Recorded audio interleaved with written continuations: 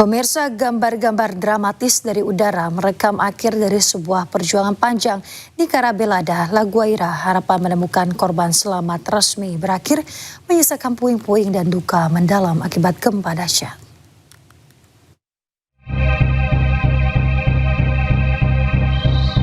Alat berat terus dikerahkan untuk membersihkan runtuhan gedung yang ambruk di kawasan Karabelada, negara bagian Laguaira, Venezuela. Setelah otoritas memastikan tidak ada lagi korban selamat maupun jenazah yang tertinggal di dalam bangunan. Rekaman drone memperlihatkan ekskavator dan berbagai alat berat bekerja mengangkat material bangunan yang hancur. Petugas darurat terus mengawasi proses evakuasi puing untuk mencegah terjadinya reruntuhan susulan yang dapat membahayakan para pekerja.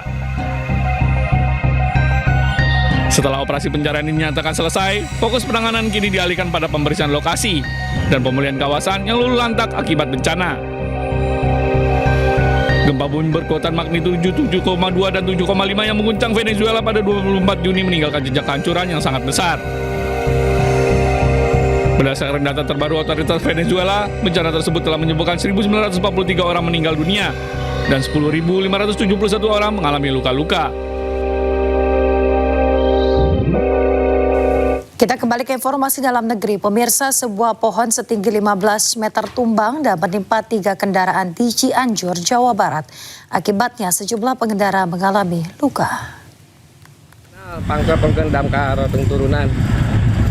Banyak mobil, motor yang kena pohon tumbang besar, sangat besar. Ya, pemirsa, sebuah pohon setinggi 15 meter tumbang di Jalan Raya Bandung, Cianjur, Desa Salajambe, Cianjur, Jawa Barat pada Rabu pagi. Akibatnya 3 kendaraan, 1 motor dan 2 mobil rusak tertimpa batang pohon.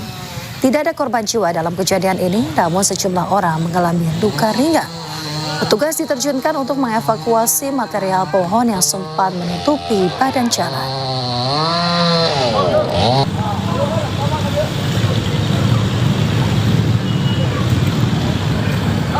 Pemirsa, kelangkaan stok BBM Pertalite terjadi di Bangkalan, Jawa Timur yang menyebabkan antrean panjang kendaraan di sejumlah SPBU. Antrean mengular juga terjadi di kota Sibolga, Sumatera Utara. Mereka rela antri hingga 5 jam lamanya untuk mendapatkan BBM.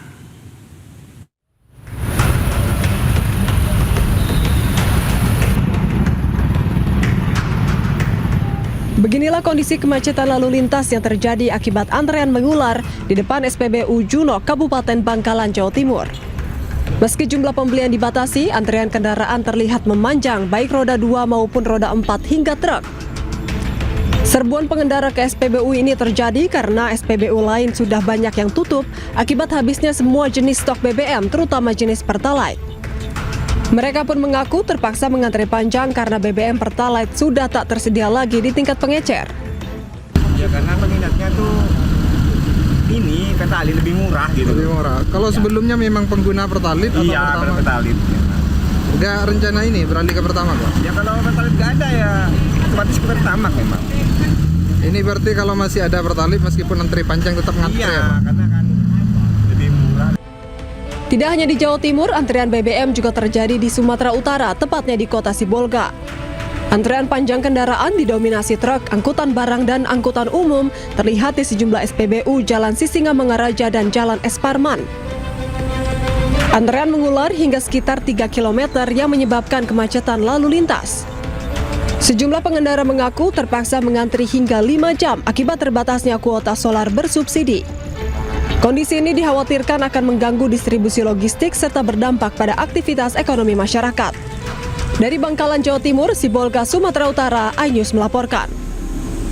Pemirsa, ratusan ibu-ibu di Grobogan menggelar aksi unjuk rasa menuntut penutupan aktivitas pertambangan batu.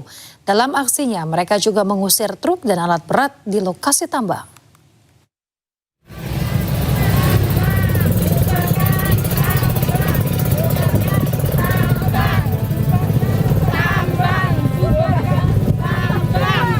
Ratusan warga yang didominasi ibu-ibu berunjuk rasa menuju lokasi galian C sambil membentangkan spanduk menuntut penutupan jalan masuk tambang batu padas. Warga menolak penambangan galian C meski tambang tersebut memiliki izin. Pertambangan batu padas dinilai berdampak pada matinya sumber mata air untuk kebutuhan hidup sehari-hari dan mengaliri lahan pertanian. Selain itu, tambang batu dinilai merusak tatanan ekosistem serta menimbulkan polusi udara di sepanjang jalan yang dilintasi truk tambang. Masyarakat Desa Tegarjo karena adanya tambang ini, tambang ini adalah merusak lingkungan hidup, terutama adalah mata air, Pak. Karena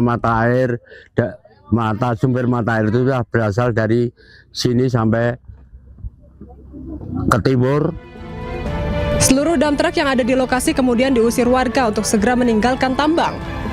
Warga berjanji menggelar aksi serupa jika aktivitas tambang tidak dihentikan. Dari Grobogan, Jawa Tengah, Rustama Nusantara, iNews melaporkan.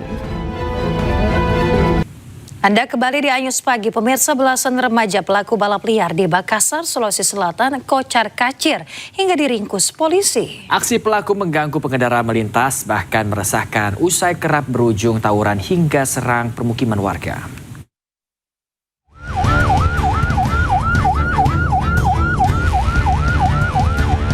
Tim Jatan Ras Satreskrim Polrestabes Makassar membubarkan aksi balap liar ratusan remaja di Jalan AP Petarani hingga Veteran Kota Makassar, Sulawesi Selatan.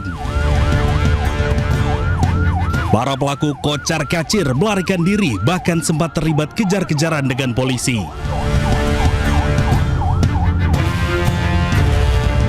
14 remaja berstatus pelajar SMP hingga SMA ditangkap usai tertinggal bahkan saling tabrak dan terjatuh. Sejumlah sepeda motor dan para pelaku turut diamankan. Aksi balap liar kian meresahkan usai jalan raya dijadikan arena adu kecepatan hingga pengendara dibuat tidak bisa melintas. Bahkan aksi pelaku kerap berujung tawuran hingga menyerang permukiman warga. Belasan remaja dibawa ke posko Jatan Ras Polrestabes Makassar bersama barang bukti sepeda motor. Pembinaan hingga meminta untuk melengkapi perlengkapan standar berlalu lintas dilakukan sebelum diberikan kembali.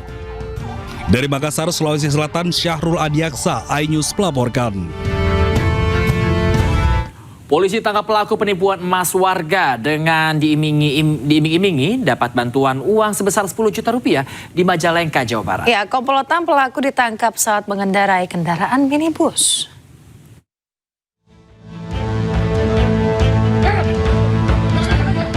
Dengan menenteng senjata api, polisi tangkap 4 pelaku saat mengendarai kendaraan di Jalan Raya Cingambul, Majalengka, Jawa Barat. Komplotan penipuan emas milik warga ini merupakan warga Kota Tasikmalaya dan Kabupaten Pingran. Modus yang dilakukan menjanjikan kepada salah satu warga dengan bantuan uang sebesar 10 juta rupiah untuk pembangunan masjid. Atas modus yang dilakukan oleh para pelaku, korban mengalami penipuan sebanyak 80 gram emas. Akibat perbuatannya, komplotan penipuan emas mendekam di sel tahanan Polres Majalengka.